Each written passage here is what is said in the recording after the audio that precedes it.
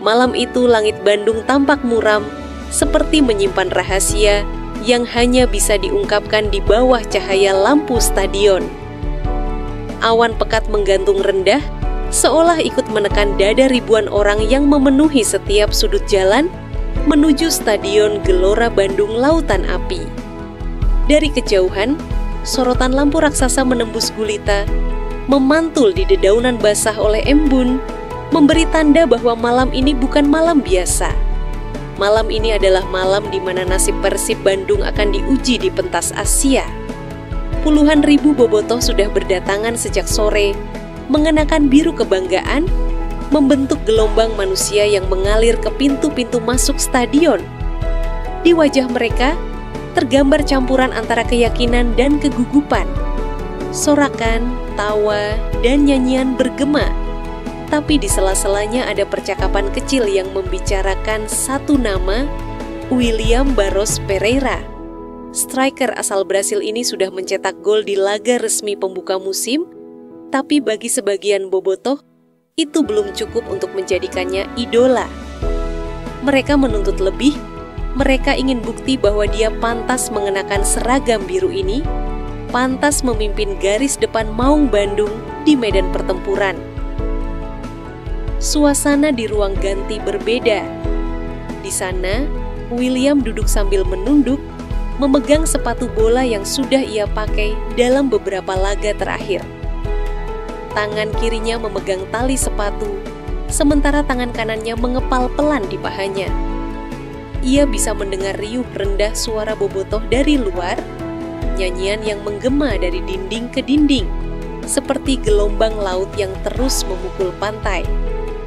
Di kepalanya, kata-kata dari media sosial beberapa hari terakhir berputar. Barros cuma bisa buang peluang. Striker kok finishingnya gitu? Beli mahal-mahal cuma gini doang?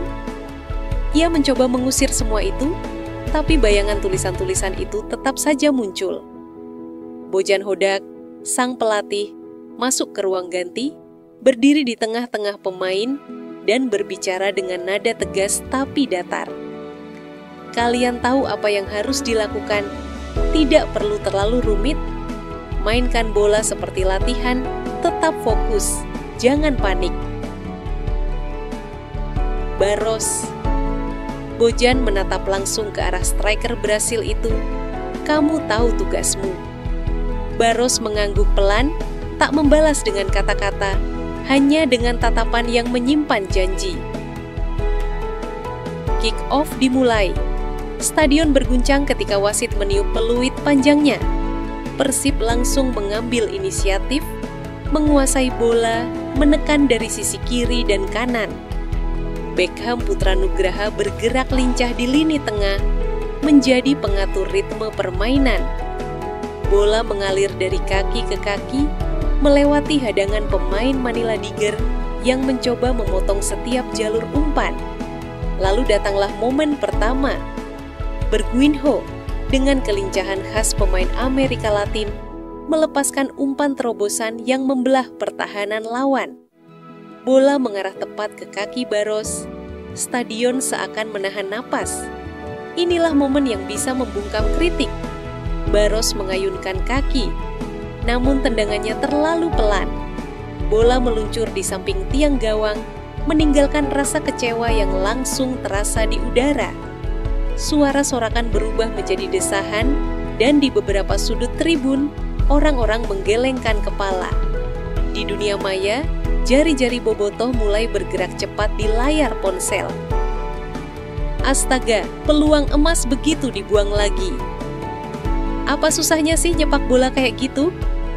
Waktu berjalan, dan meski Persib terus menguasai jalannya laga, penyelesaian akhir tetap jadi masalah.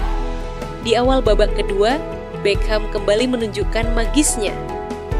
Ia menusuk dari sisi kanan, memanfaatkan ruang yang ditinggalkan bek lawan, lalu mengirim umpan silang mendatar yang sempurna. Bola bergulir mulus ke arah Barros, hanya tinggal disentuh untuk menjadi gol. Tapi entah kenapa, timing dan sentuhan Barros tak tepat, membuat bola memantul dan gagal menembus gawang. Bobotoh di tribun berdiri sambil menepuk kepala, sebagian bahkan menutup wajah. Di tengah tekanan itu, bencana kecil datang. Modou dari Manila Diger memanfaatkan kelengahan di lini belakang Persib. Sepakan kerasnya tak mampu dihalau kiper, dan skor berubah menjadi 1-1. Stadion terdiam sejenak, lalu bergemuruh dengan teriakan yang memaksa pemain Persib bangkit. Tensi pertandingan semakin tinggi. Setiap tackle, setiap duel udara terdengar lebih keras, lebih berderak. Keringat mengalir deras di wajah pemain. Bojan Hodak di pinggir lapangan terus memberi instruksi, suaranya harus mengalahkan ribuan desibel teriakan penonton. Waktu terus berjalan, dan seolah-olah malam ini akan menjadi malam di mana Barros dikenang bukan sebagai pahlawan, tapi sebagai kambing hitam. Namun sepak bola punya caranya sendiri untuk memberi kesempatan kedua. Menit ke-73, Beckham kembali jadi arsitek. Dari sisi kanan, ia mengangkat kepala, melihat Barros berada di posisi yang tepat. Umpan silang dikirim, bola melayang sempurna di udara. Barros melompat, lalu dengan sentuhan cepat menggunakan kaki kanannya, bola diarahkan ke sudut gawang. Kali ini, tak ada yang bisa menghentikannya. Jaring bergoyang, dan seketika stadion meledak dalam sorakan. Barros berlari ke tepi lapangan, membuka kedua tangannya lebar-lebar, menerima pelukan dari rekan-rekan setimnya. Dari tribun nama Barros, Barros, Barros, diteriakan ribuan kali, menghapus semua hujatan yang sempat ia dengar.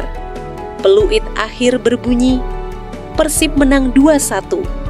Gol pertama datang dari bunuh diri kiper lawan, gol kedua dari sontekan Barros yang mengubah segalanya. Saat diwawancarai, Bojan Hodak ditanya tentang penampilan Barros. Jawabannya singkat tapi penuh makna. Dia mencetak gol kemenangan. Saya tidak peduli yang lain. Tugas striker adalah mencetak gol. Namun Bojan juga menyadari kemenangan ini datang dengan harga mahal. Ini adalah pertandingan ketiga dalam 11 hari. Fisik pemain jelas terkuras.